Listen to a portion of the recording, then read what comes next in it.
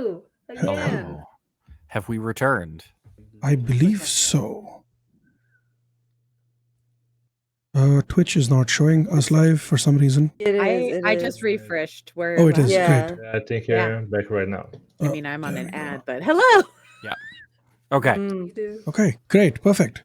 Sorry Everything's about fine. that. Nothing's on fire. Oh yeah. Don't worry about it. Did not have a power cut situation. Of course not. We don't believe in those things. Power cuts are not real. Not undead cursed your Even computer. at midnight, people are... It must have been the dark side.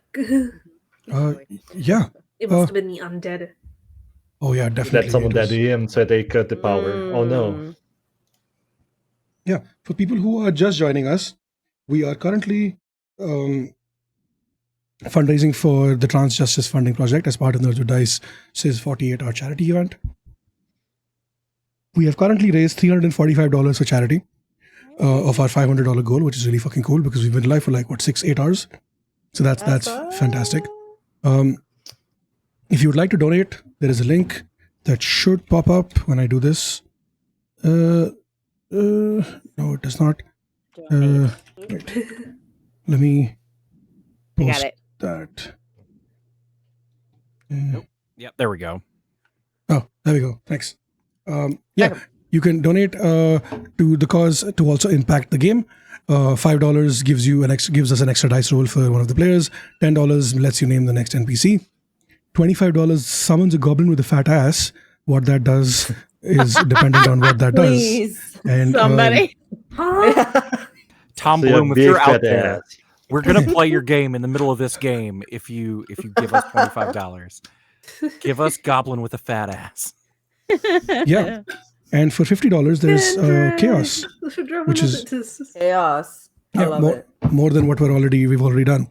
We are 1.5 hours away from the end of this game, and I'm totally not freaking out because we are short on time. So we're just going to jump right into it.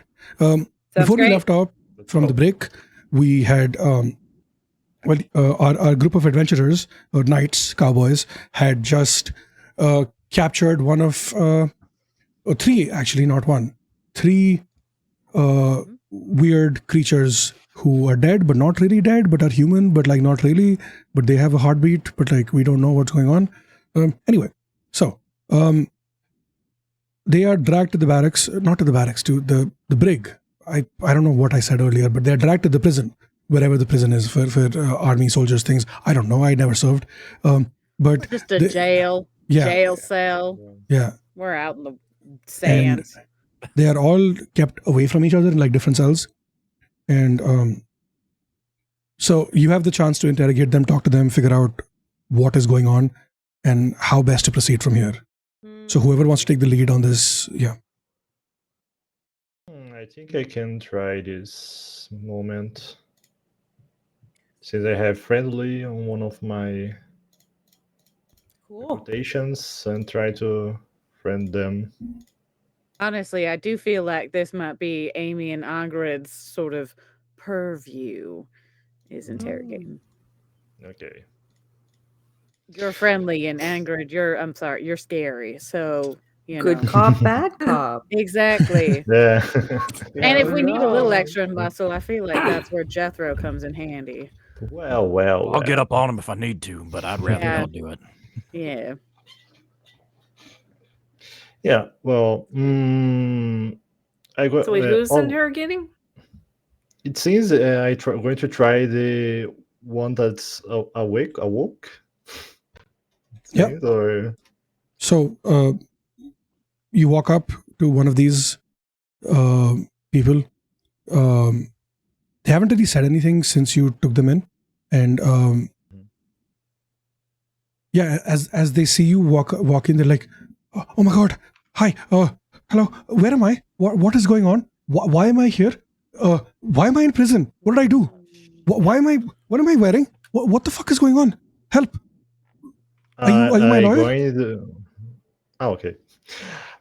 Since I want to go as a friendly approach, I'm going to this one that's talking to me. Then I'm going to open the cell. So I'm going to enter, rolling at least one revolver. So And I don't. He's like in the ground, or I don't know. Say, oh, it's prison some way, or it's just there.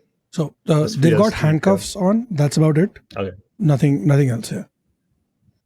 Okay, just handcuffs. Okay. So I'm going to approach with one revolver in hand. We'll see. Well, here's a thing, my friend. You guys are with the undeads. I'm going to be like acting a little bit.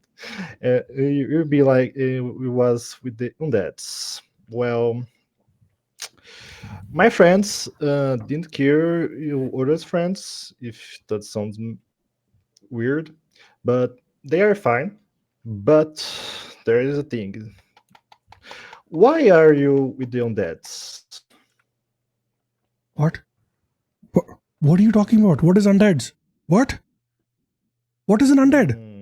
Why am I here? Why do you have a gun? So it's a weird thing, because when we found you, you were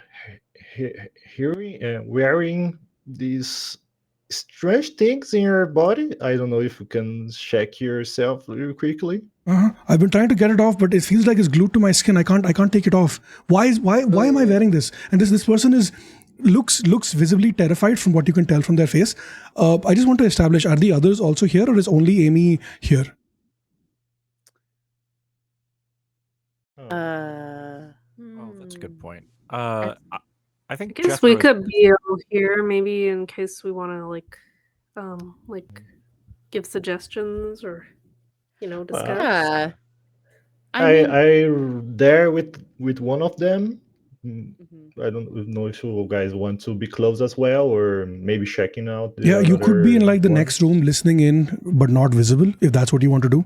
Whatever option. Yeah, I think that's what Star Shimmer will do that. Yeah, Sally's definitely there as well. Like, not visible to whoever this person is, but like watching the proceedings as Amy's questioning. Okay, yeah, that works. Okay. So this person is still in handcuffs, and they slam their fists against the wall. Let me out. This has been a big misunderstanding. I don't know what is going on. I haven't seen. I don't know where I am. Why am I here? Why am I in prison? Take a little slow breath. It's going to help you a little bit, because we are also trying to figure out what's happening.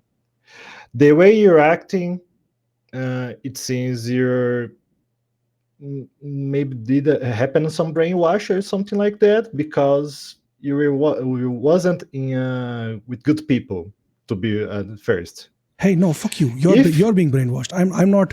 I can't be brainwashed. I'm like the strongest brained person in my town. What do you mean? Ask them their name and where they're from, Amy. Okay. So, what's your name? Shit. John. I'm John. John what? Good start, John. John. Smith. John Inevitable. John Inevitable. Yeah. Okay. John Inevitable. We believe John when John This is Steve as the DM who did not think of names. Beautiful, great. Okay. Okay, John Smith. Where are you from? I'm from Myth. What do you mean? Where am I from? Everyone's from Myth, right?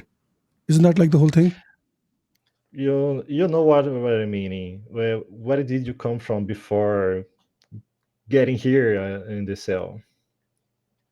Last thing I remember. Do you remember anything before waking here? Yeah, last thing I remember, I went out drinking with my friends to celebrate my 26th birthday, and yeah, and then I woke up here. Am I in? Is this a prank? Are you pranking me for my birthday? Is this what it is? What a prank! So good. Look at my face and seeing how I badly sleep these days. Do I look like I'm pranking you? I don't know. You do look like you could get some Listen. more sleep, though. Yeah. Are you Okay. getting your 8 hours or no?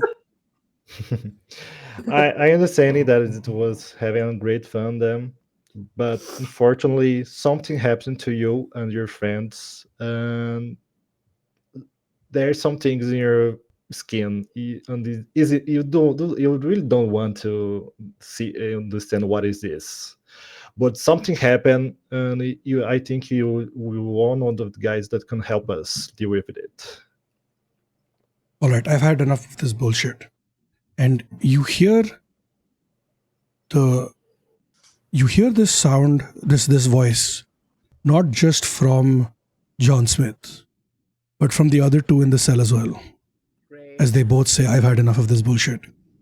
Cool. And Uh-oh. and John's eyes go blank, like glazed over almost, like after you've been hit in the head and you can't see straight, that kind of.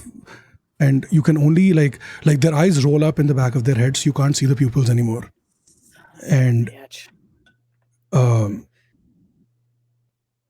they stand up and they tug at the restraints, and the shackles, they break under the force of their hands. And I'm gonna drink water. and shoot him, Amy, shoot.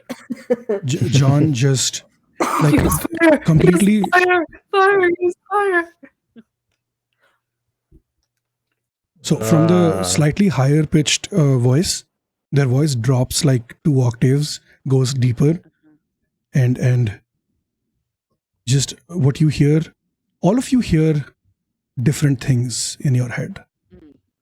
Oh, good. I'm going to start with Amy. Okay. Because you're the closest. Amy, 6 shots.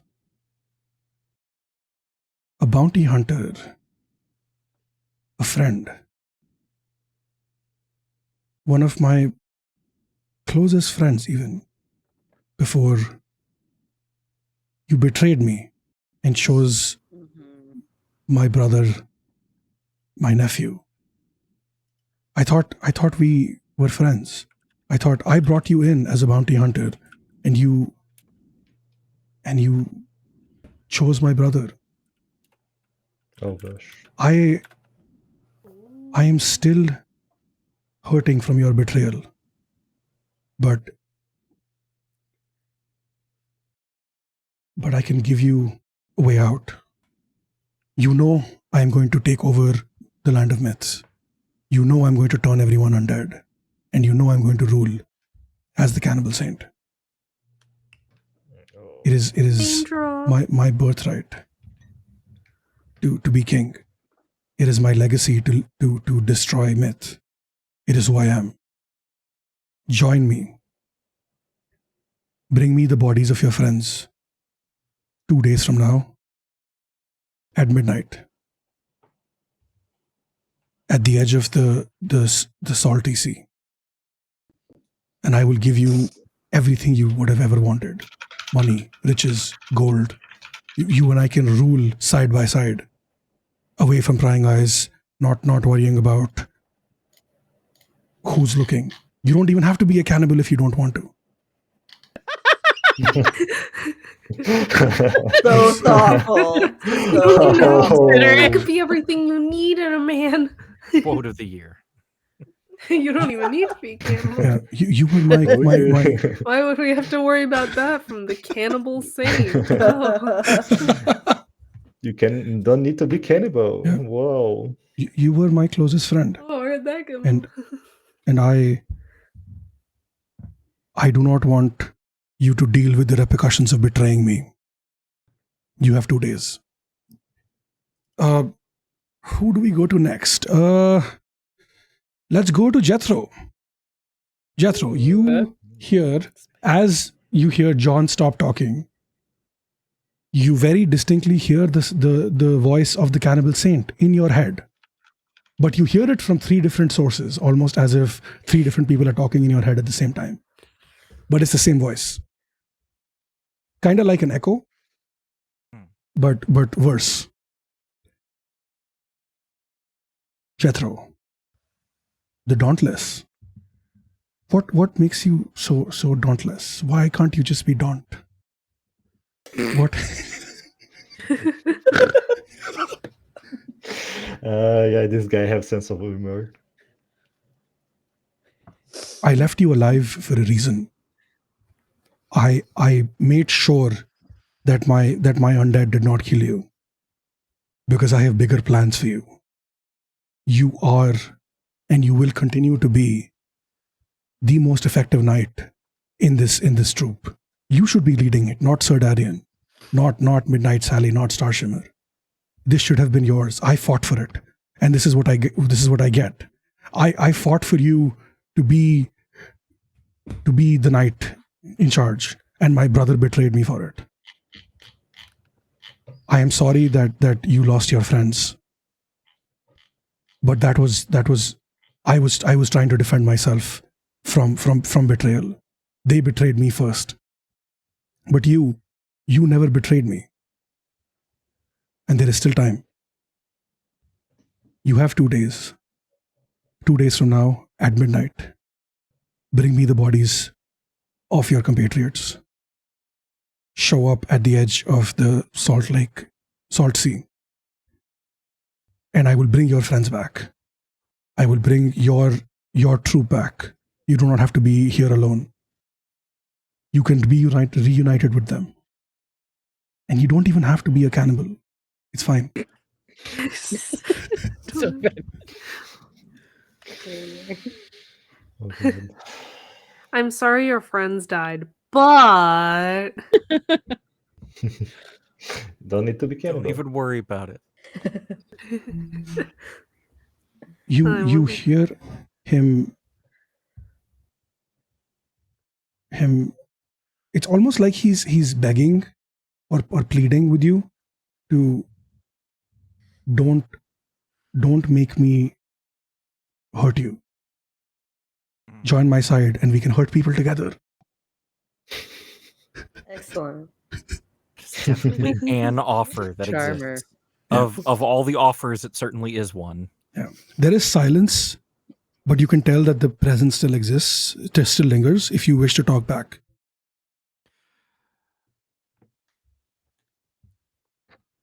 Yeah, I think. oh, Jethro says, "I'll take it under advisement." Excellent. I knew Okay. you would see reason. I will see you in 2 days. Okay, who do we go to next? We'll go to Angarad. Oh, actually, you know what? We're going to wait for Angarad. Alright. We're gonna go to Midnight Sally first. Great. Oh, good. I'm ready. So you hear, as John stops talking, you hear a familiar presence in your head. All too familiar, This is- I must say. Yeah, this is someone that you've felt in your head before, which is weird because you've not really felt a lot of people in your head before. Not a lot of people have the ability to communicate telepathically. And it's weird that you're hearing them thrice. But it is what it is. Midnight Sally. It's been forever since I have said that name. But I've never stopped thinking about you. Mm-hmm. You have always been my favorite. You were the only one who saw me for the real me, who believed in Oh, me. such when- fuckboy language. Who,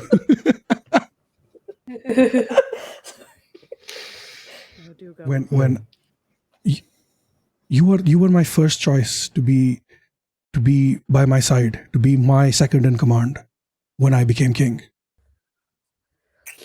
And despite however things ended with us, I always think fondly of you. We can still be together. I know it has been too long. I know we've grown and we've matured as adults, and you are still the light in my heart, and you still shine brightly in midnight wherever I think of you. It's like the moon shines for you. I want you back. I need you back. None of this is worth it. I've done all of this for you. It is all to impress you. It is. I don't care about wealth or riches. It has all been so you could be by my side and you could have all of this. Come join me. 2 days from now at midnight, which is perfect because that is that is Because I'm Midnight Sally, right? Yeah. exactly 2 days from now at midnight. Ooh. Join me with the bodies of your compatriots, and I will. We together we will ascend to the heavens, and you don't even have to be a cannibal if you don't want to. It's fine. It's my Says thing. that to all the girls. Say Will the you tell line. everyone? Say the line, Bart. Are you quiet through? Oh, I'm just getting started. You sure do talk pretty, but you are a 2-timing bastard son of a goat, and I will feed you your own dick. Oh. Did I make myself clear?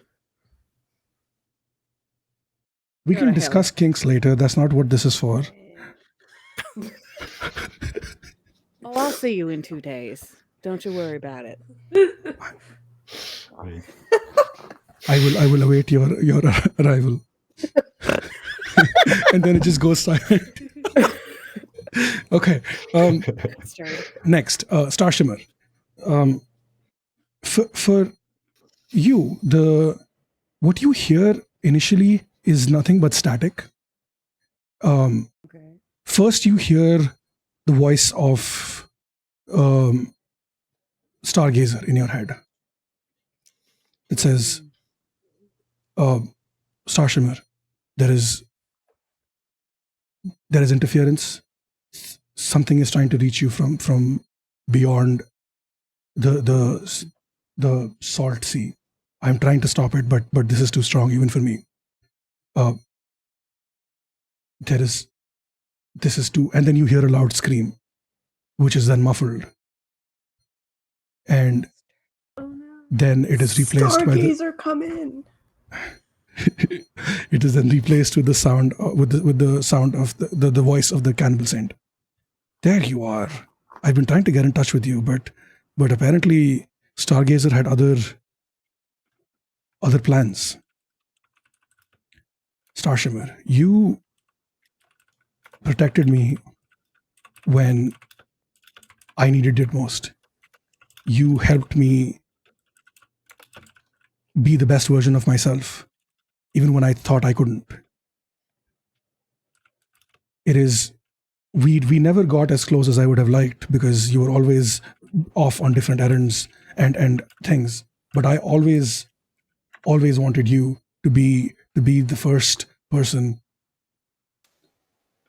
that joins my forces against the atrocities committed by my brother.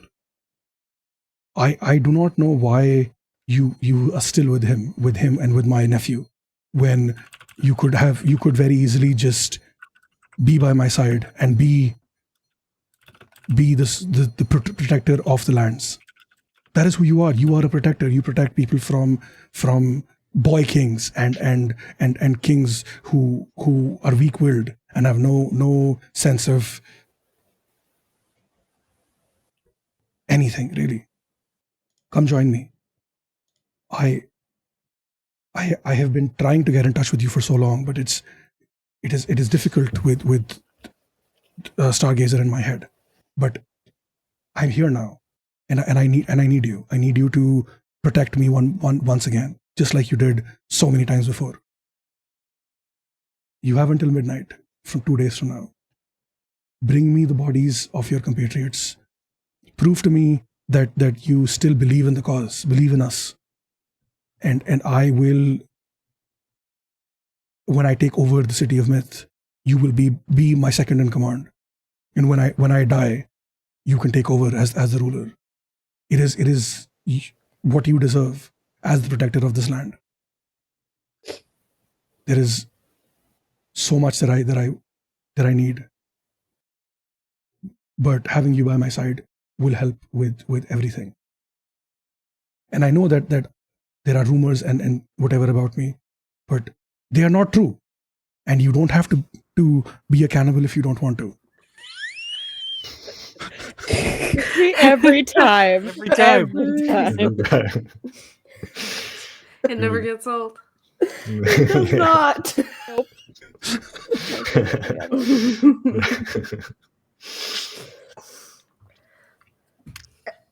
Everybody around hears Star Shimmer go, new number, who dis? And that's it. Hangs up the phone equivalent of this telepathic talk. You feel the connection cut out almost immediately. But however, you do not hear the voice or the presence. You do not feel the presence of Stargazer in your head. This is the first time in forever that you do not feel them. And you're not sure if something has happened, if they are just taking a break, or if it is worse. Okay. Which brings us to Angarad the Weeper. Let's go. Okay. So, you are... Sorry, 1 second. Okay.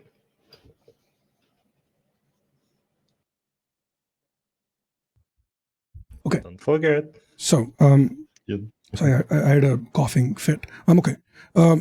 So, Angarad, you hear the voice of the cannibal saint in your head. It is a voice that you are familiar with, having had multiple conversations with this person face to face about life and stuff. And the voice in your head is mostly, it just feels wrong and staticky almost. And you only hear one voice. You don't hear three. And you hear the cannibal saint just, Angarad, conversations with you about religion, about the gods, about life and death, and about the undead, and what makes an undead what makes an undead truly undead, as well as being able to wield your fang, your weapon, the giant fang, has made me into who I am.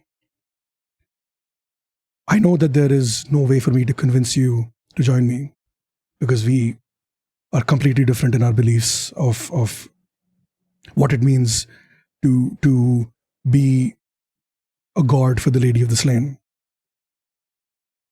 But know this, I am coming for you.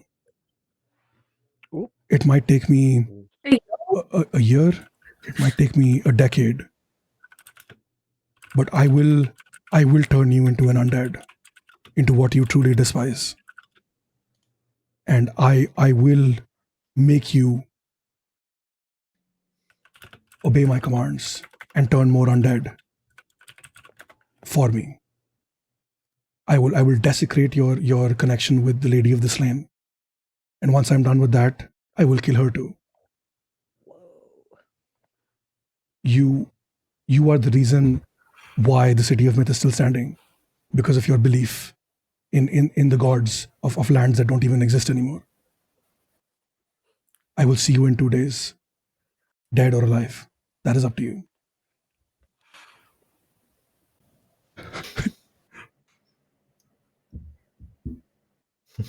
Okay. So It's it very shall much be. like, yeah. Sorry, go ahead.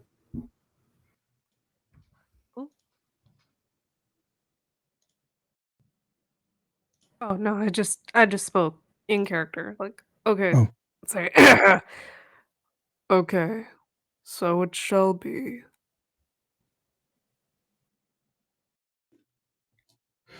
Okay. Amy, as the voice stops talking in your head, you see that John, or what was John, reach up to grab his own neck, and before you have a chance to react, there is the bones. You hear bones cracking as the cannibal saint stops talking and John drops to the floor.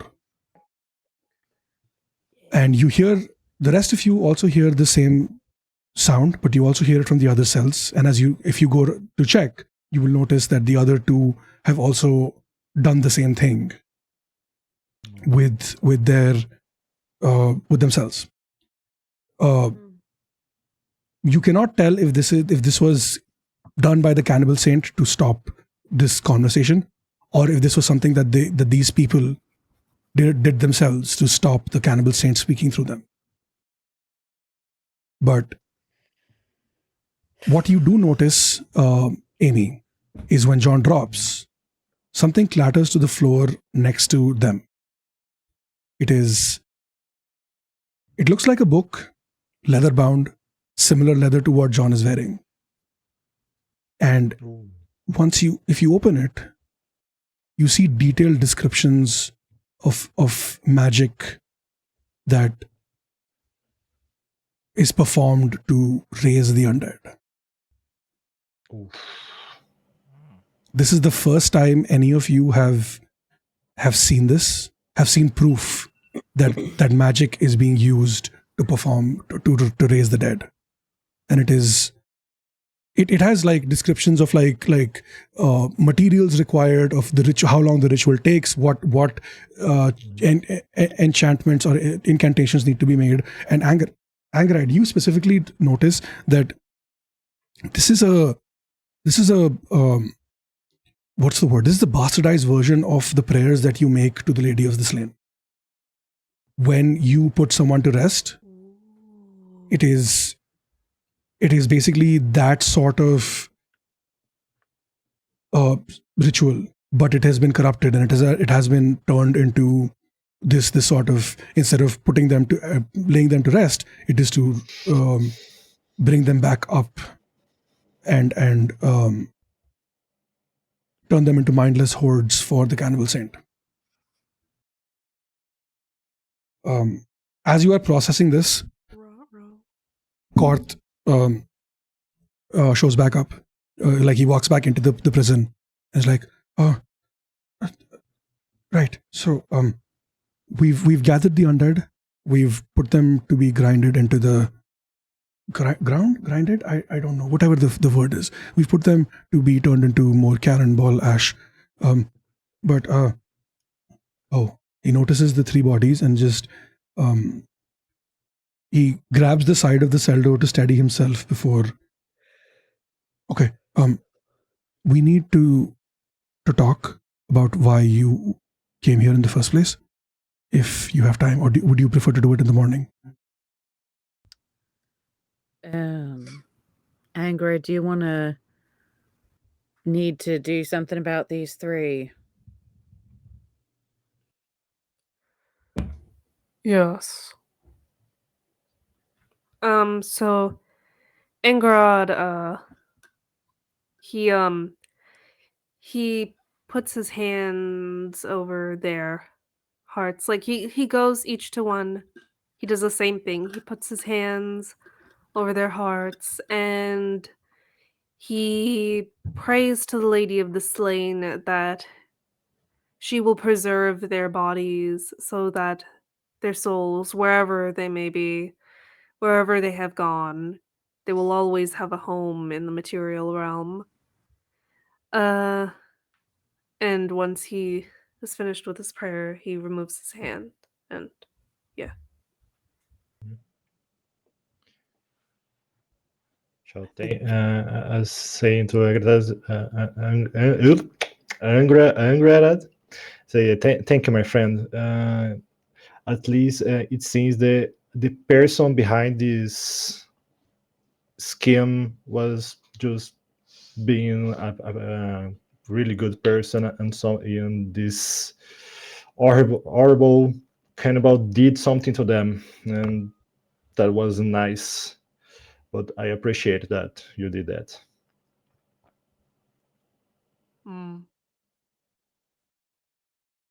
It is my duty. Well, I think now that thank you for doing those rats. If I'm sure you guys can y'all can use these for your mortars and bombs and things. But yeah, let's chat about why we're here, although I think we all may have something that we may need to discuss as well before. Let's us talk also, but let's hear you out first since that's what we came here for. Okay, so Karth takes you back up to the top of the fort where the map is. Any points at locations, and he starts talking, and it's most of it is rambling, but he is Okay. there's okay, so we have three things we need help with, right? One, we need to take back the Fort Creek. We need to take back Fort Creek. That's the first thing. Two, we need allies, and three, we need information. Three, we need weapons. So the wait, let me rephrase. We need to assault Fort Creek. We need information, and we need weapons. Those are the three things that we need. Sir Darian said that we can ask you to help with whichever one, but I would like to give you the option to select what you would like to do. We can either launch an all-out assault on Fort Creek and try to take it back. It is currently under the control of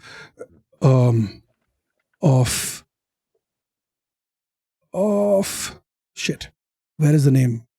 Of Rangvid the Decrepit. He is fourth in command to the Cannibal Saint, and he's the one who brought the giant in to defeat Sir Catherine. The giant has wandered off. He's establishing a feast to celebrate his victory. That's not the point. So we can go take down the fort, kill Rangvid. That's one option. The second option that we can do is information. The far wastes are controlled by Ogward, the Great Mourner.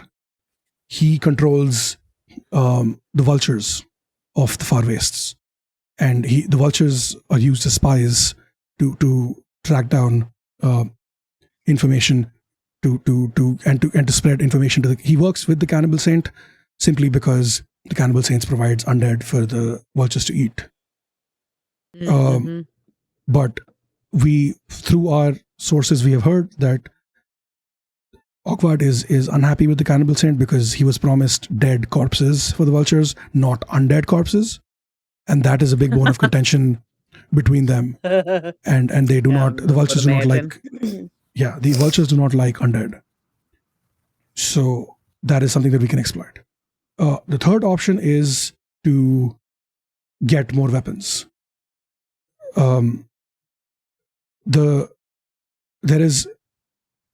The muzzled is a gunsmith wizard who manufactures guns and weapons and other things for who used to manufacture for the Army of Myth, but recently has turned his loyalties to the Cannibal Saint because the Cannibal Saint had we are not sure why.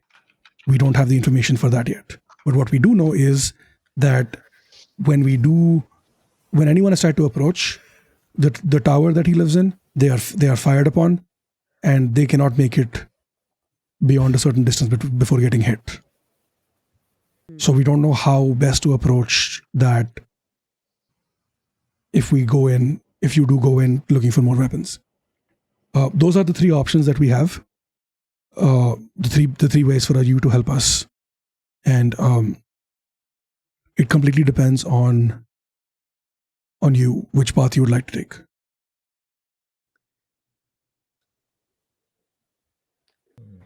Well, fascinating. And do we know?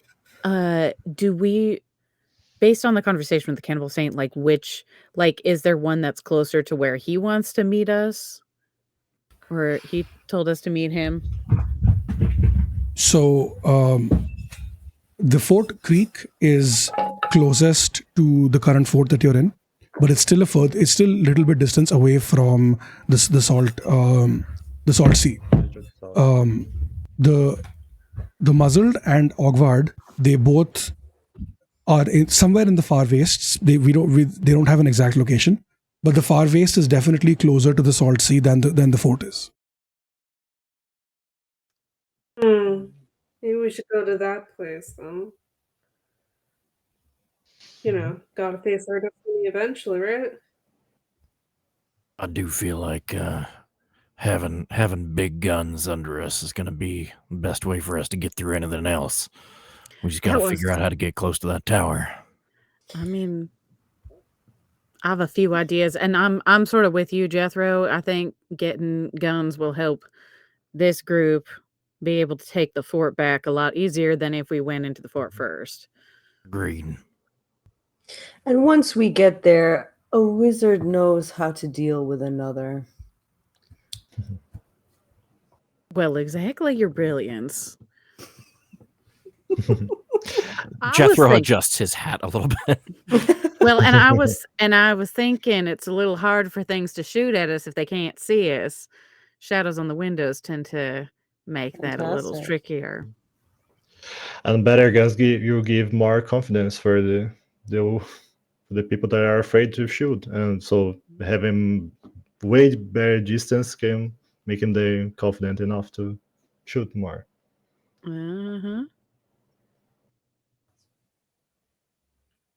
Okay, so you're going for the wizard? Sounds like it, yeah. Yeah, sounds good. Okay, so Karth nods and just please take the night. Please rest. It is late. You can set off in the morning. It is about a day and a half journey to get to the general area where the wizard is. We're not really sure because nobody has made it back. So all we get back is like pieces of their clothing that just says "Stop bothering me" with like a note. so I mean, can you blame the guy? Real subtle, that fella. Yeah. I've never known wizards to be particularly subtle, in all honesty. And why should we be? Exactly. Point taken. Okay, so is there anything we'd like to do in the night before we rest the next morning? I mean, I'm gonna shower, but covered in sand, or take a nice long bath, make myself clean again. But that's about it. We're in the middle of a desert. Unless you want to use it to make a sand bath like a chinchilla, then I don't know.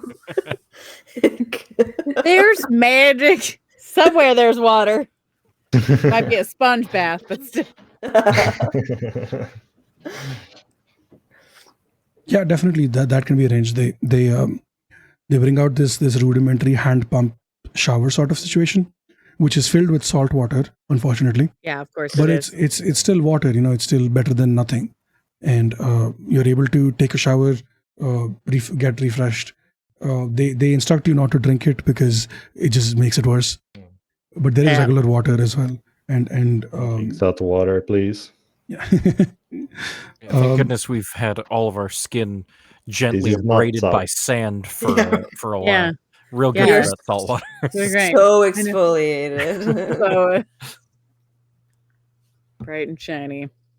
I think for my part, I think I would talk to Kurt before going to sleep, so to reassure him that everything is going to be fine and we're going to do our best to help them, so he at least have a little better night sleep that night.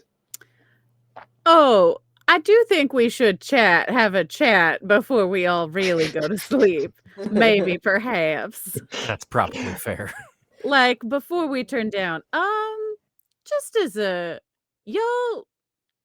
Now I know that I had a little bit of a conversation with a certain cannibal saint Did Mhm. did y'all hear that? Did you all hear that conversation? I mean, mine was in my head, but did y'all have something?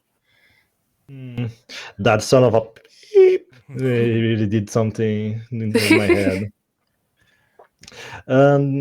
Is something like betraying you guys and not eating, being cannibal and things like that. Yeah. I don't listen to any word of that. Bo beep. And that's why I like you, Amy. Yeah, I didn't hear you guys' conversations, but he for sure tried to sweet talk me. I don't know about y'all, but even if he promised we don't have to be a cannibal if we don't want to, that's just not good enough. I guess I'll be a cannibal then, because I didn't get the offer. Oh, he didn't offer you nothing. No, I'm saying this out of character, by the way. At least you have some sense of comedian sadistic. The only thing I think Aang would say, like when Midnight Sally was like, "Did anyone else get the visions?" He's just like, "Yes." Right? From time to time. This is not news for you. Man of few words. Sure. Look, I would love to meet up with the bastard, but mostly to kill him. He tried to sweet talk me too, and I tell you that doesn't work on me anymore. So I'm just saying that that I do plan on shooting him in the head. So if The you were all cannibal, the cannibal saint must die. exactly. I'm just saying, if any of you had any other thoughts or were wooed by him, don't fall for it. Been there, done that. Won't do it again. Don't recommend it. TMI. True. We all Kill him have our twice. mistakes, is all I'm saying. Some of us make terrible mistakes, and we grow past them. The cannibal saint made quite a mistake with me. He appears to have violently, maybe even killed my mentor before making me the offer. I'm not going to take it. Yeah, he's real bad That about is that. wise. Oh, sorry. What was he saying? He's real bad about that, killing off people and then trying to get you on his side. It's real Truly. backwards. I don't know where he learned that, but Yeah, it's a obviously he good did not hack. take a Toastmaster class. Hey, well, as long as we're all on the same page, know that if anybody does try and turn tables, I will also shoot you in the head. Just to be very clear. To be very clear, let's at least kill him twice, because who knows if he's on that again. Also fair. Good point, Amy. I like Always double tap. Sun Tzu, The Art of War. There's also the other quote, do him dirty in front of his crew. So Sun Tzu, The Art of War. Yeah, that's right. Wow, so quotable. That art of war. Yeah. Oh man, that's good. I love this. Okay. So you all retire for the night. You're offered the finest delicacies, the fort can muster, which is a piece of stale bread, because that's all the food that they have. Yay. And I love bread. morning comes. Korth knocks at your door. I think you should head out soon because you have to travel west. The sun's going to be behind you while you travel. So that's easier than if you leave later when the sun's going to be in your eyes. Math, geography, I don't know, science. Yeah. And is there anything you'd like to do before you set off? I guess, like, prepare our weapons. Yeah. Like, Angarod wipes down his spear. Makes sure it's ready. Nice and sharp for piercing and hitting people. Nice. Yeah. Yeah, sounds good. I was gonna ask if the Star Shimmer can try to reach out to Stargazer and see if they get a response. Yeah, sure. Okay, so the you Reaching. don't get a response, but what you do hear is you do feel some semblance of the connection reforming. Okay. So it gives you like a little bit of like, okay, maybe they're not dead. They might just be injured and they're recovering or something. You don't know for sure, Taking a big nap. but yeah. But the vibe you get is that they are still alive. You still feel them in your Okay. brain somewhere. That's a relief. Yep. The person you are trying to connect to mentally is not currently available. Please press pause. Yeah, right. They're not currently Please available, leave a but they are message. not dead. At the sound of the tone. Please leave a message after the tone. Okay, so you all set off on the general direction of where the muzzled tower is. We're going to speed through a couple of things here because we are a little short on time. But as you leave, the one thing that you all notice is a vulture perched on the battlements of the fort, watching you intently. It's almost as if it's scanning you to see what you were up to. And as you ride off into Yeah, that's what's up. As you ride off in the general direction of where you've been told the muzzle's area is, you see the vulture kind of like at a distance, but is still following you. And at a certain point, which as you keep moving west, it kind of veers off and goes off into a different direction. Almost as if like, I'm not following you here kind of vibe.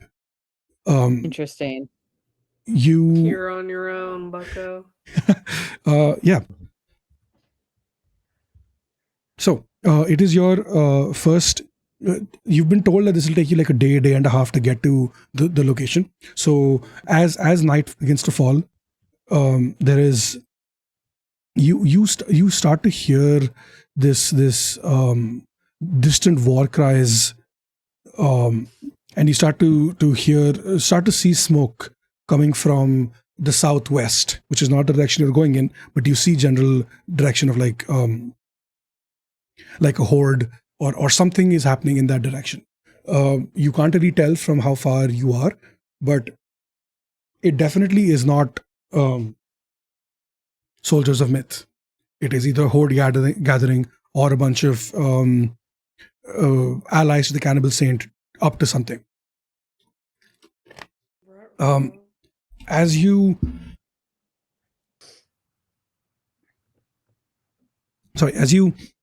try to find a spot to rest for the night, you come across this giant rock face almost in the sand. It's about 10 feet across, and you start to see like some dead bodies, almost the undead, scattered around, head separated from the bodies, still groaning and making weird noises. And as you approach this rock face, you see this young man holding another soldier in his arms. The soldier in his arms looks dead, and the young man is bleeding.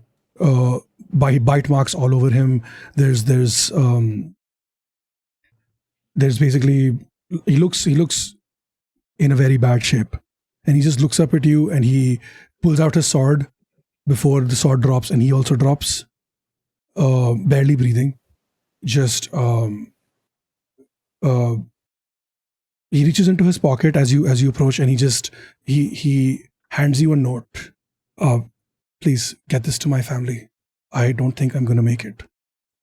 And you see him take a few more breaths, And even if you try to stop the bleeding or whatever, the blood loss is too great. He's been exhausted in battle, and he does not make it. And he's still clutching the blood-stained note in his hands as a just something for his family as a goodbye. I'll put my hand on his shoulder and we'll make sure to get this. I promise. Thank you. Womp womp.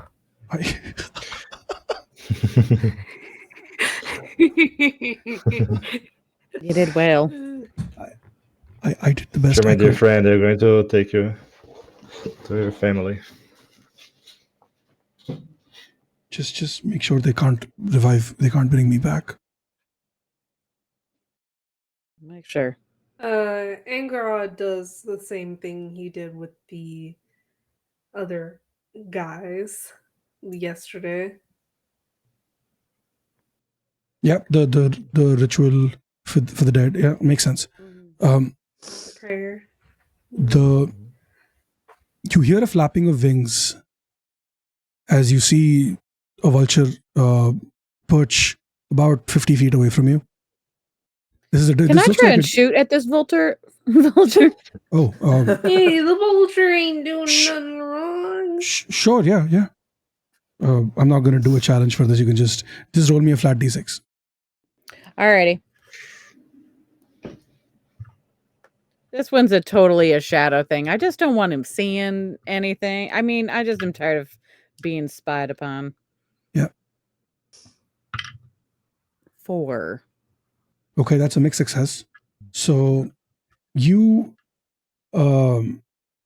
shoot at the vulture. The vulture flies off, and you hear it squawk as you catch like a bit of its wing and some feathers fall to the ground. And you swear you hear it say "fuck" as it gets hit before it flies away. That'll teach him. Okay, so this spot where this young man has died also unfortunately seems like the best spot that you could rest for the night. Okay. Because there's the flat rock face and it seems like a decent place. You put your tents down, rest for the night, next morning set up again. As you continue to ride into the desert, you come across what looks like the ruins of a city. This looks like a city that's been decimated over the last few years, not like ruins as in hundreds of years old. One of the things that you notice is that the graveyard for the cemetery for this city, which is at the edge, like almost at the beginning, in the sense of where you're riding past, the bodies, like all the gravestones look cracked, like someone broke them from the inside. And there's some bones lying around. There are some track marks of like, it looks like the footprints look like the undead horde shuffling away from this direction towards the general direction of the fort. By the way, you clock that. And it's mostly just bones have been cracked open. The marrow is gone. There's bones hanging from trees. It looks like the work of the cannibal saint. Looks very crude, and like it almost feels like a test run of sorts. Like this feels like one of the first spots where he did his weird shit. The ground around it, like there's this small tufts of grass that are growing in the cemetery, which is weird because the rest of the entire place is just desert. And but there are certain patches that are like blackened grass, like it looks like it's been burnt, or like some weird ritualistic magic happened here, where the grass, the grass is yellow and red, where like the chlorophyll and the essence was sucked out of it to perform this ritual. There is nothing you can do here, unfortunately, for the people who have passed, except like mutter a soft prayer and continue on your way to the muzzled. Which, by the way, as you continue you see this giant tower up in the distance. It is taller than the towers of the fort. And as soon as the tower comes into view, you hear a loud gunshot and like a bang and a patch of sand right next to you flies up as that's you feel like that's a gunshot that just whether they meant to hit you or not, whether it was a warning, you're not sure. And then as you continue, another and another.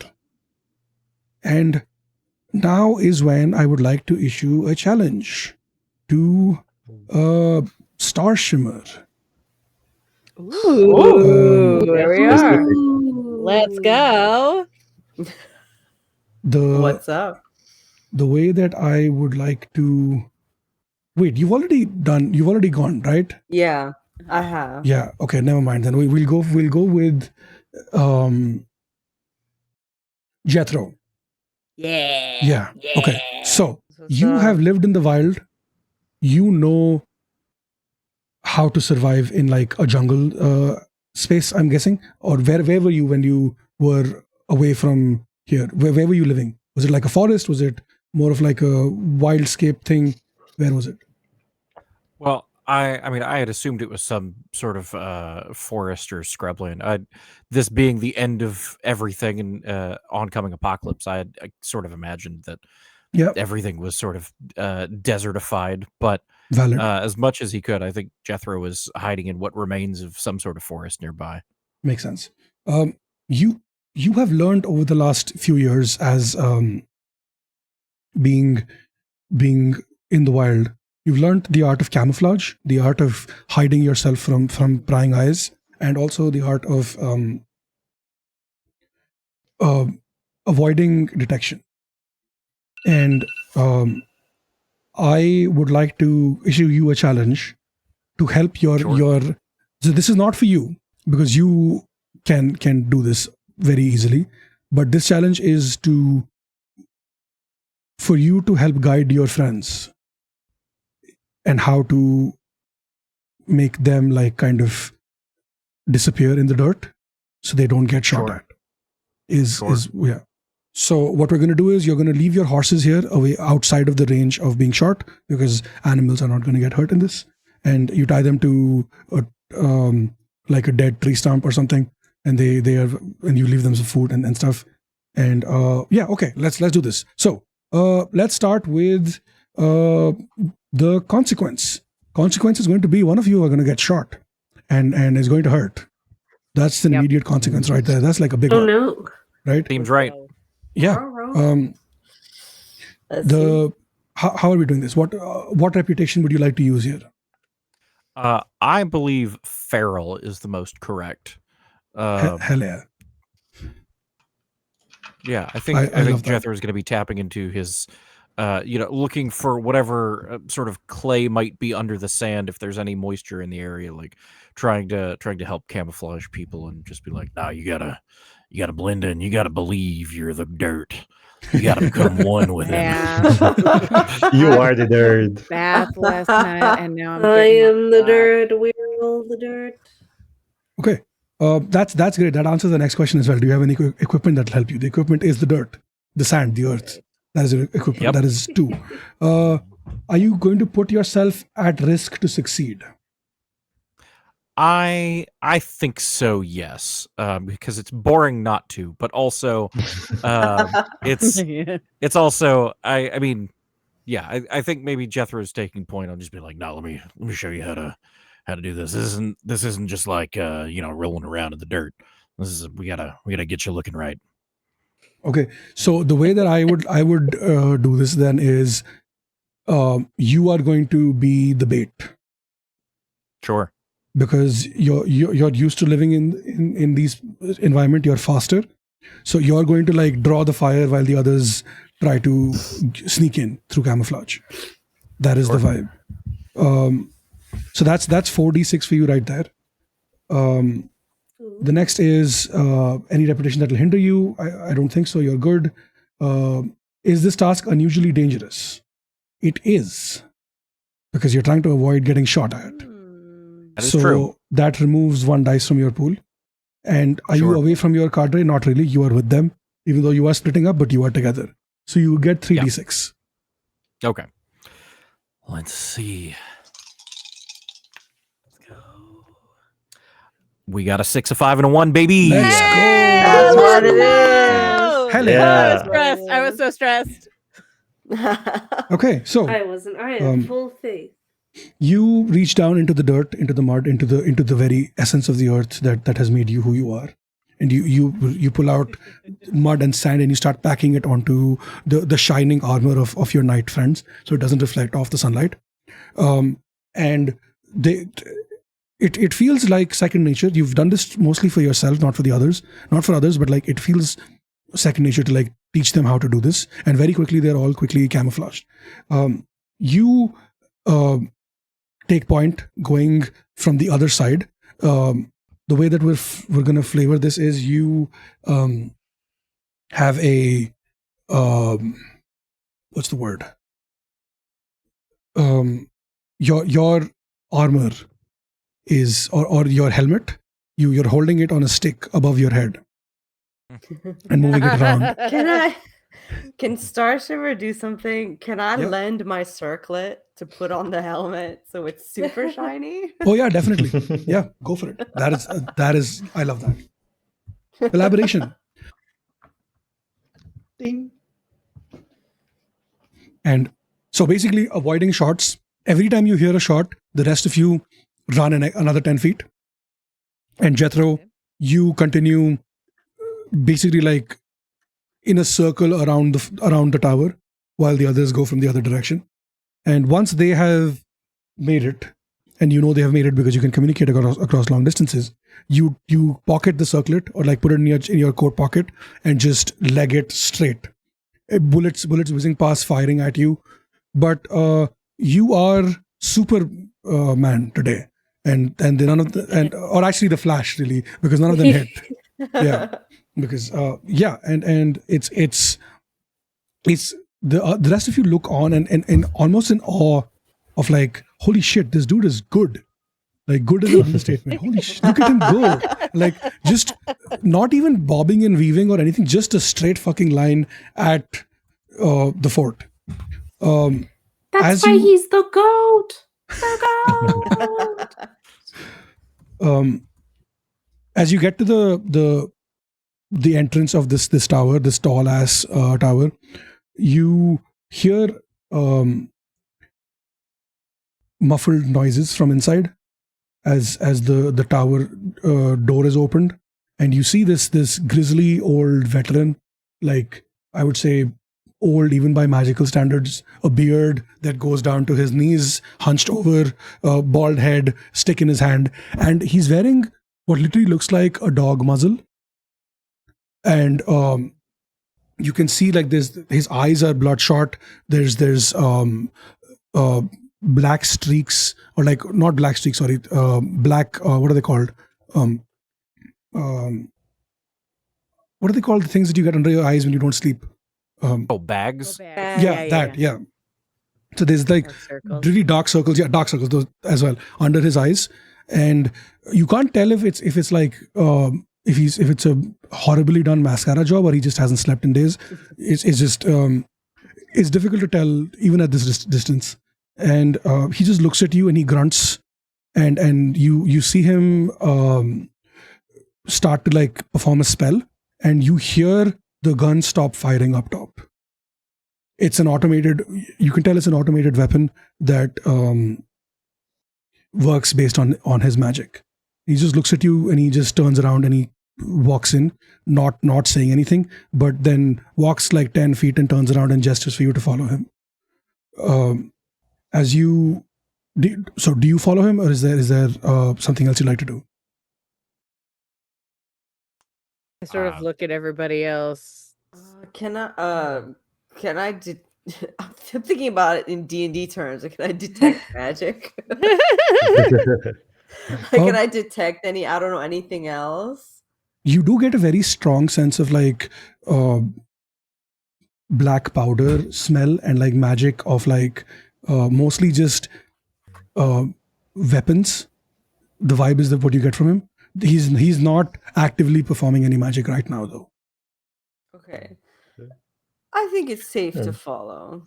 We need to trust him if we want his help. That's thoughtful. You make an excellent point, Amy. Also, he's got that muzzle on his face. I don't know that he he may have initially volunteered, but I don't know that his service here is exactly voluntary anymore, if you know what I mean. All right, just stay on your toes. We'll follow. He leads you inside this chamber, where you see like this giant table, similar to the table you saw at the fort. There is someone laying on this table. He walks up to them, takes off the muzzle, and puts the muzzle on this person. And then the person who is laying down, they don't move, but it's like you see them like spasm almost, and then the old man spasms, and then he starts talking. Why are you here? Why have you come to my place?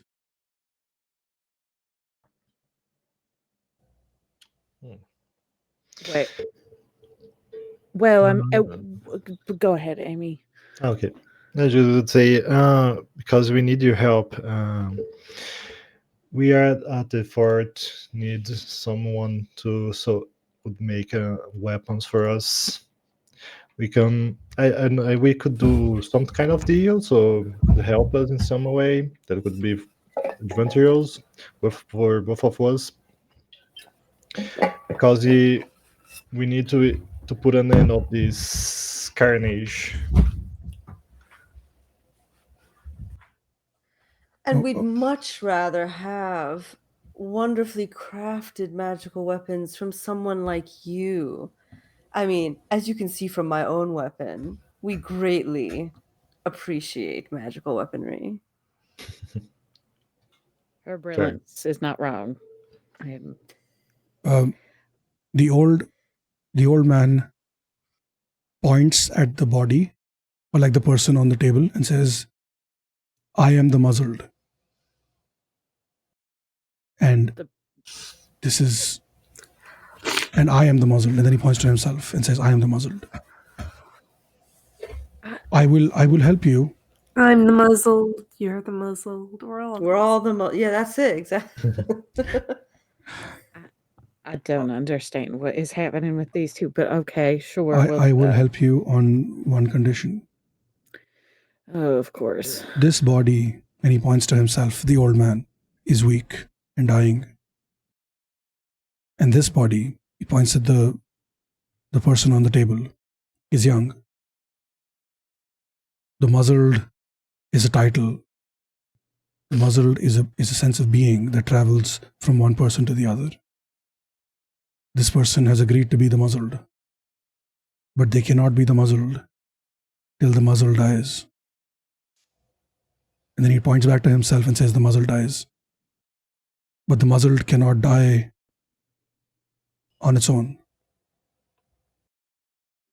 The muzzled has to be killed and put to rest before the muzzled, and he points back at the other body, the muzzled can take over. Oh. I need you to take me to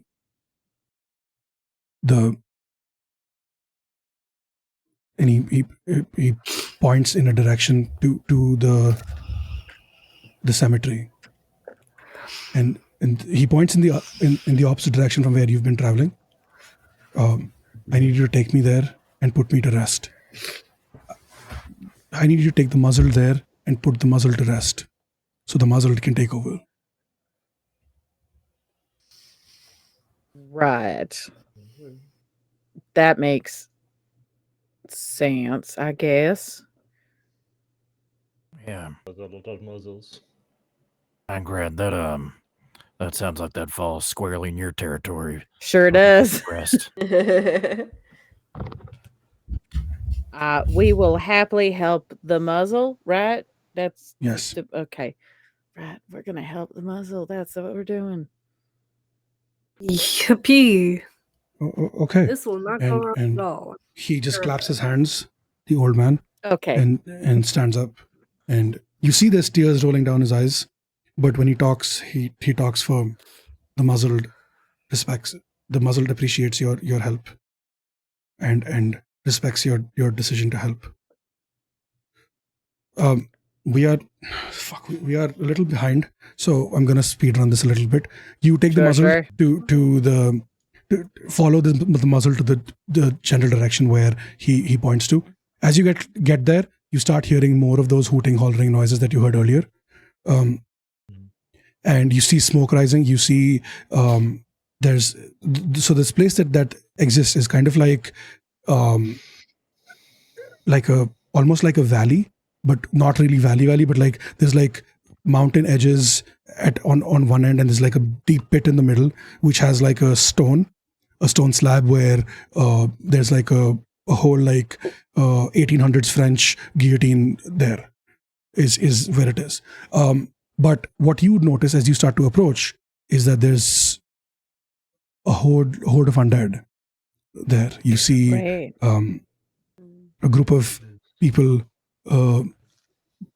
chanting, talking. There's a couple of more of those magic guys, and what you see that strikes heart in most of you is a 12-foot giant. Oh, great! You recognize from description. I thought it was a giant butterfly.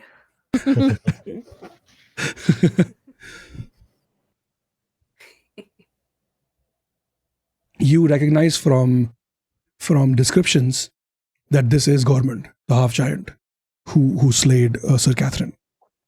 You also recognize from stuff that is littered and hanging from rope is what's left of Sir Catherine. And you hear Gormund just announce out loud, "Where is the fire? I am not the cannibal saint. I like my meat cooked. So get the fire started so I can have my meal." And this is where we come to the final showdown. Ooh, it's the final showdown. It had to happen, really. Right, I know, right? So here's the thing. You have to figure out a way to get the muzzled to the sacrificial altar, sacrifice them so that the new muzzled can take over. How you do that is completely up to you. You could trick the giant, you could fight the giant, you could fight the horde. It's completely in your wheelhouse. According to the rules, the showdown is supposed to be between one player and one and the GM, but the GM doesn't really roll in this game. But since it's a one shot for charity, I'm going to let all of you participate in the showdown however you would like. Let's go through the showdown rules first really quick. So the way the showdown works is it's similar to the regular rolls, except you only roll one dice. At the beginning of this adventure, we were assigned a threat. The threat number is something that I did not reveal to you because it's supposed to be a thing that the GM keeps for later. And throughout the course of this, every time you succeed in roll, you gain something that's called a showdown token. At the end of during the showdown, you subtract the number of showdown tokens from the threat to reach your target for what you need to hit. You've got 3 showdown tokens on you because 3 of you succeeded your rolls. So that's 3 showdown tokens. And you also, what I would like to ask now is, what would you like to do to get to the point where you can sacrifice the muzzled? How would you like to do it, basically?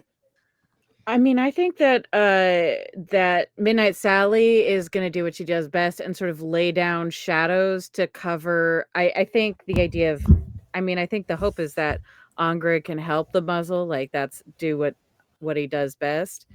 And so basically lay down cover fire in the form of shadows to cover their trek through the cemetery. Yeah, that sounds good. That's one thing sorted. Angarad, since does that make sense for what you would want to do? Yep. Okay, cool. What are the others Angarad doing? will help.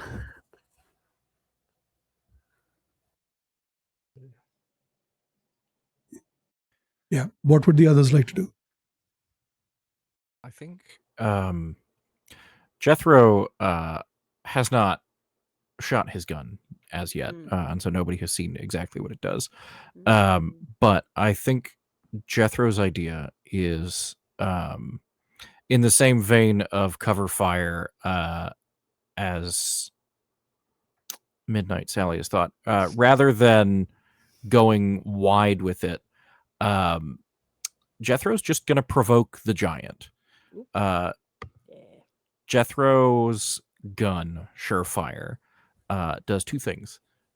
It does not miss, insofar as it shoots a bolt of lightning and it just goes straight. There's no drop off. There's no accounting for air velocity. It's just a bolt of lightning out of this gun. Incredible. So it is quite literally point and click. But the other side of that is it is loud and flashy and will draw people exactly where it is. There's no hiding this, right? Right. So it is very much when we want to go loud, it is the loudest to go. Loud and proud. Yeah. That's So that's Jethro's idea, is just shoot the giant as much as possible with this lightning bolt thrower. Okay, sounds good. Do you is the intention to incapacitate and distract the giant, or is the intention to kill him? I think no. You know what? I think to give some sort of justice for the people back at the fort, I think Jethro is going to try and kill this giant. Okay, yeah, sounds good. What about the other two? What would you like to do? For at least for my part, I think I could help Jethro with that part. But since the giant have thoughts and it's intelligent, so you can talk to them. To follow the vibe Jethro want to do, I want to try to emotional talk to them. Say, whoa, I see you did for so you can have something to eat, but that's something really bad to do, right? You could do something more better for your healthy, right? You can eat some deer, some So sweet. something like that. Some things so I can help Jethro be more ready for what he wants to do, but doing like that shit talk. Doing that thing. Okay. So I love that. Are you using this as a distraction, or do you actually want him to stop eating humans? In this way, since my friend, I can say my friend wants to really put an end of his life. Like, So look into his eyes, like, so it's a distraction then. yeah. So Okay. if I can do that, yeah. Sounds good. Yeah. And Star Shimmer, what would you like to do? So, Star Shimmer knows protective magic and has been using that, right? So, I was wondering if there was a way I could use it to help protect Angarad and the muzzled as they make their way to the grave. Okay. So I just want to clarify, you will not be able to, like, it's very unlikely that you will be able to do the grave stuff till you've gotten rid of the threat. Is the problem. Okay. So if you do want to protect, that's fine, but that does mean that you have to wait till the giant is dead for anything else there. Okay. Okay, I understand now. So no, you know what? I have a big boom weapon. I'm going to Yeah. shoot. Yeah, I'm gonna shoot it at the giant's feet and be Go part in, of the guns distraction. ablazing. Hell Yeah. yeah. Okay. Cool. That works. Now is what we settle on the cost. What is the cost that you're willing to pay for this to work in your favor? It could be as something like your weapon gets damaged. It could be a serious bodily injury. I am just rechecking our lines and veils to see if it is a problem, if it's a thing, just to be sure, to be safe. I don't. So heroic self-sacrifice is a green for our table, which means that if you want to go that route and be like, hey, my character is willing to put down their life for this situation, we can do that as well. I do think that at least for Midnight Sally, she in the same way that she has before, she would leave in order to provide cover and protection, or to provide cover for Ingrid in the muzzle. She would leave herself exposed to like bodily injury for sure. Yeah, sounds good. And the others, would you also be willing to? So, sorry, Sally. Did you say bodily injury? Did you say more? I think. I mean.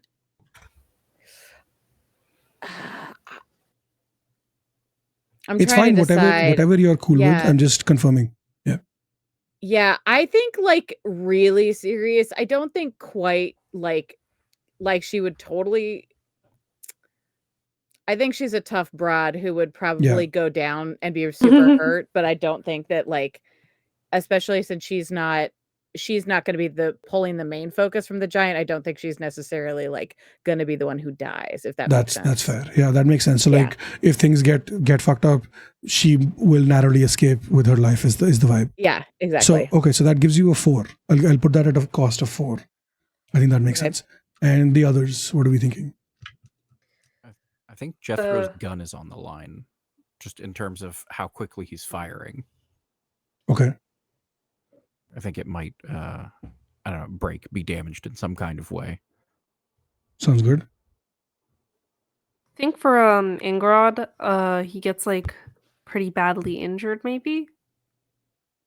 I don't think he'd be willing to die, because like if he dies, then he won't be able to perform the rites. But I think he'd be willing to sacrifice his body to protect and carry out this mission. Okay. For Amy, you could probably. The problem, since she's taking the attention from the giant, probably something really bad, or if not, those probably a bad injury, but I don't know what type. But also as well, not dying because she really wants to help the folks from the fort. But probably just a bad injury. Okay. Yeah, sounds good. Because especially because she is in the front. Because sorry. The Star Shimmer is actually like because I think this is closer range than they would usually be shooting their gun, so they're in grave danger of getting hurt. They also they're vain and hard-headed.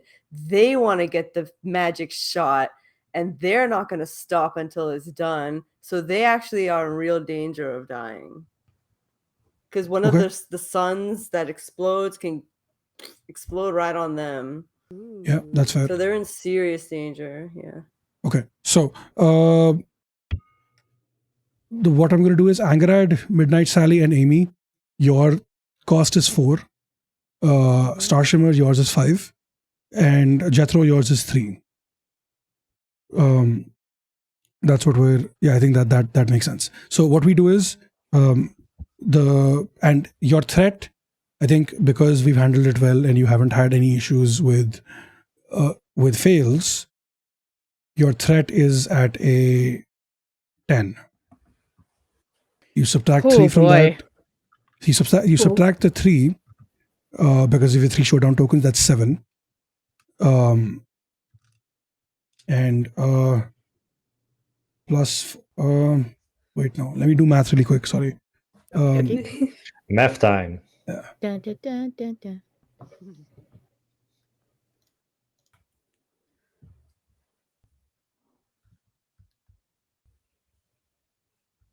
Yeah. Okay. So 6.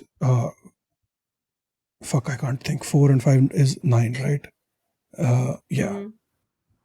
Yes. Okay. So your threat is at a 12. I'm just Okay. calling that audible. -3, that's a 9. 9 is your current showdown, is your current target. And Okay. so what you need to roll is your cost plus a dice to hit the 9. So for Jethro, that's you have to roll a 6. For Anchorage, Star Shimmer, and Amy, you need to roll a 5 at least. And for names, Midnight Sally, you need to roll at least a 4. I think it's Star 4 and Shimmer needs 5. to roll for. Yeah. Oh, so I need to roll okay. Oh yeah, sorry. At yeah, least a yeah, 4. Yeah, at Yeah. least a I got 4. you. Yeah, I got you. I think I'm on a 5. yeah. So that's On one dice. yep. Oh, boy. And All right. this is a group This is thing, fine. so Yep. all of it will stack accordingly. And Okie dokie. yeah, okay. Good luck. Okay. Let's go in the 3. 1, 1, 2, 2, 3. 3. Damn Oh, it. Lordy. Oh no. I rolled a Damn it. 3. I rolled a 3. Jeez. Oh no. 3. Fun. 3. Oh gosh. Good job, everybody. Great success. We die at the end. no. That's fine. Yep. It is Do what I it roll? is. Yeah. What did you roll, Rose? Oh, what am I rolling? D6, One right? Yeah, D6. just a D6. Yeah. Okay. All right. Sorry. I got a 5. Hey. Okay, yes. Somebody. That's it. We got one. Okay. Oh no. 5 plus 4, that's a 9. Everyone else got 3s. Oh no, I didn't prepare for people to die. Oh no. Oh gosh. Oh god. You didn't prepare for overwhelming failure? Yeah. In a game, that's all Rolling about failure. so Yeah. well.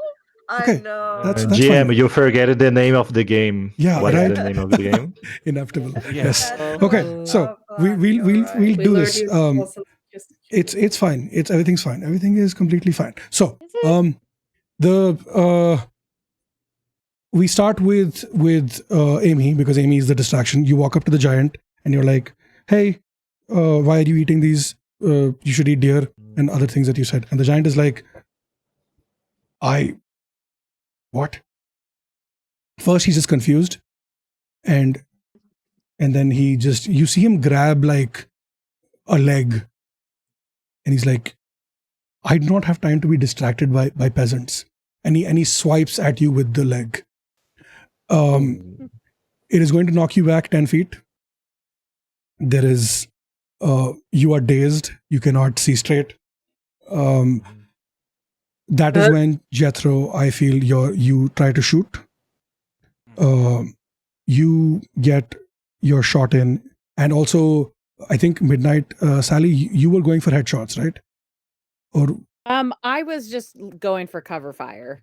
cover fire. Okay, great. yeah, So yeah, so yeah. you see Amy get hit, and you start shooting in retaliation. But because you've seen your friend get hit, and you're also not seeing straight, and you are getting some headshots, but most of them are like body shots, and these undead are basically tanking them, because body shots don't do much. Jethro, your gun goes off, there's lightning that strikes the knees. The giant gets hit in the back of the knees. He drops to one knee, and then he turns around, and he's like, "Is that the best you can do?" And he swipes at you with the leg. The same leg that he used to hit Amy with. It connects. Your weapon gets knocked out of your hand, falls about 10 feet in the middle of the horde. Starshimmer, you start trying to explode things. And couple of you get a couple of the undead. You get the giant gets hit again, and as the smoke clears, you see that his left leg is just missing because of the explosion that you caused. You shoot at him again, but you feel the vibration in your weapon stronger this time, and the weapon explodes in your hand.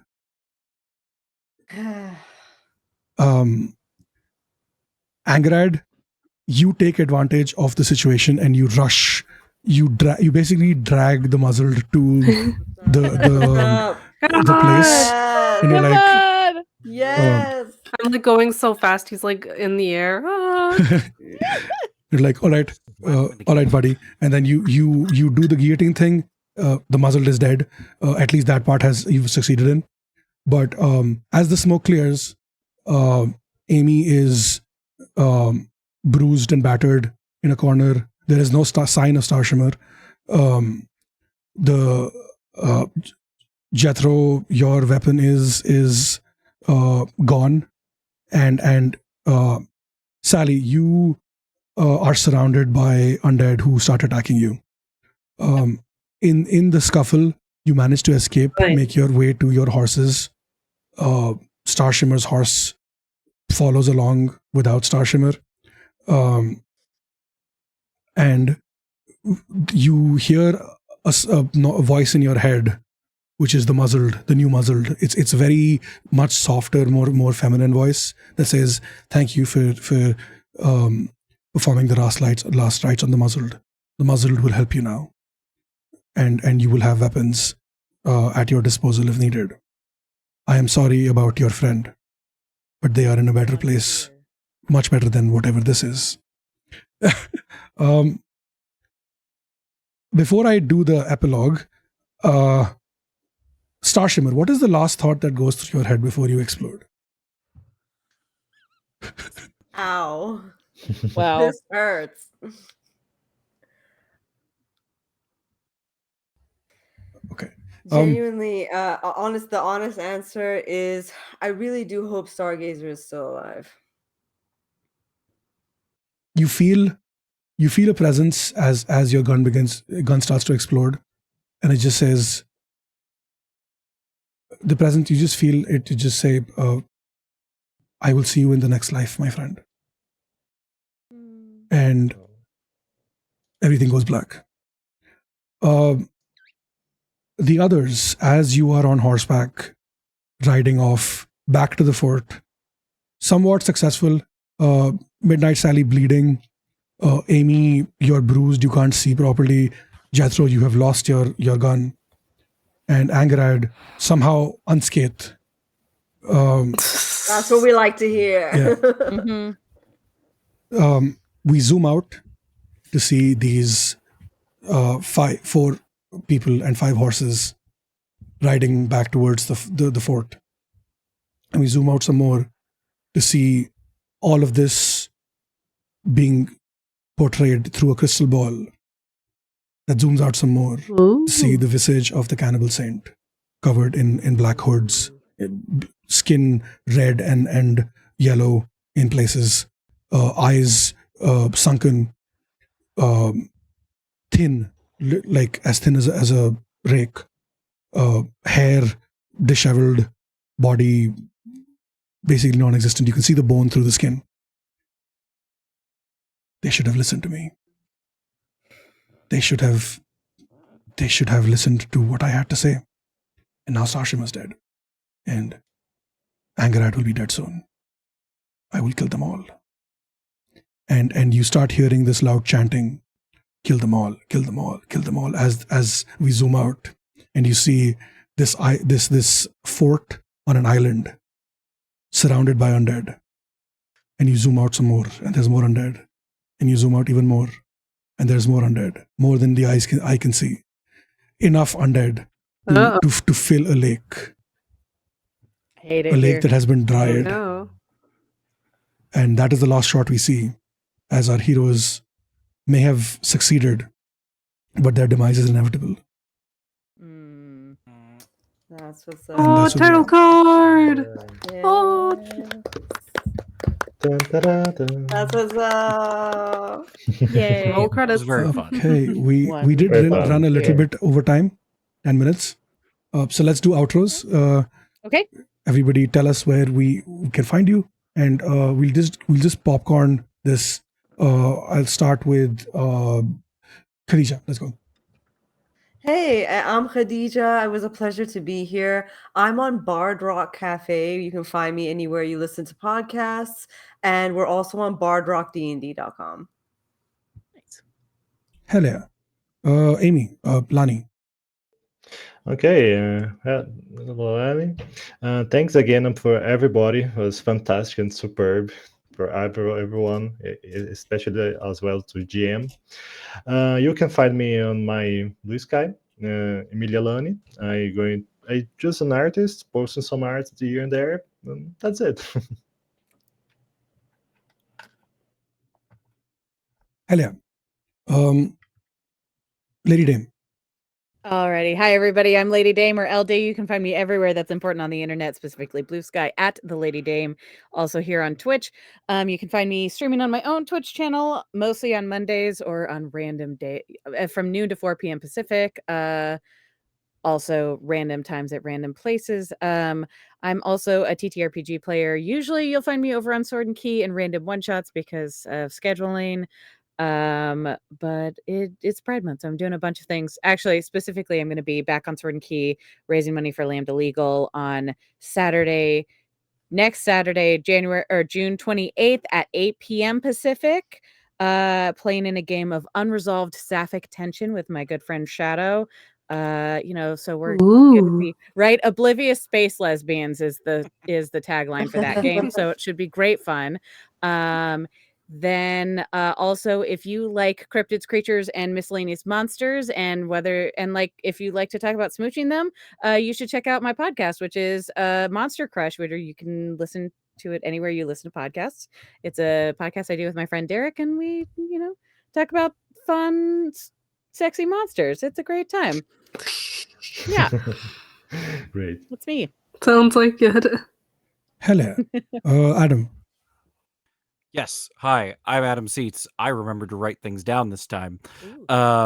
Excellent. You can see me this coming Monday and the Monday after on the +1 EXP Twitch at 7:30 p.m. Eastern Standard Time, where I am playing Hell Whalers with the creator and a number of folks promoting their current backer kit for the expansion for Hell Whalers. And there's something called pantsless tables that apparently I don't know what that is, but Sunday, June 29th at 8:30 in the morning Eastern Standard Time, I will be there playing Mappa Mundi with a number of very cool people, which I'm very excited about. Otherwise, you can find me on Blue Sky at I Know Adam Seats. I also sometimes have a blog, which is iknowadamseats.blogspot.com, where I yell about RPGs and why people don't play more of them. And I think that's everything important. Hell yeah. Alrighty. Rose. Hi. You can find me on YouTube and Blue Sky, Rose Blossom 2468, even numbers, yippies. And on the TTRPG front, I got a few things lined up later today at well, actually today for me, if you're in the EST times zone, later today I have another game with Nerds with Dice where we will be doing a murder mystery.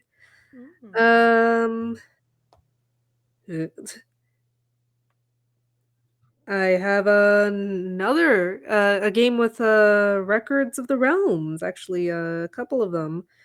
On the 25th, we are playing Blades in the Dark, a Blades in the Dark one shot. And on the 28th, we will be playing a D&D one shot. And then finally, with Pantsless Tables, that has already been mentioned, I will be participating in a Discworld one shot. Oh, amazing. I love Discworld. I know. Yes, I am much looking forward to all of these. And this was also very fun. And thank you to Steve for being our DM. Yeah, Thank you so much. Thank you. Yeah, it was very fun. Hi, hello. I'm Steve, also known as Sassy Pants. I run. I'm one of the chancellors for Nerds with Dice. This game was put together in like 2.5 weeks, which is really fucking cool. I cannot believe we pulled it off, but here we are. Inevitable is one of my favorite things to run. This is my first time DMing in like a year, or like 8 months really. So like I don't really DM a lot, so this is nice to be able to like just flex my DMing muscles for a bit. I run Pants Tables, which is the thing. We are hosting a big 52-hour charity event next weekend for PFLAG, and that's like one of the big things that I've been focused on the last 2 months. We've got a bunch of really cool sponsors, giveaways and stuff. I'm really proud of the work that we've done this time. I have like a whole team of people working with me, so I don't have to stay up the entire weekend. I'm really grateful for that. But yeah, so we run games like 4 times a week.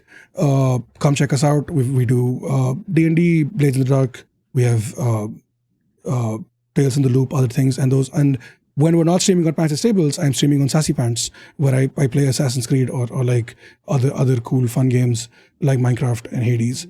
But yeah, come check us out. We do fun vibes and things. But thank you for having me. I had a really good time. This cast was great, fantastic. I cannot wait to see what shenanigans you get up to as well, and would love to share a table with all of you again.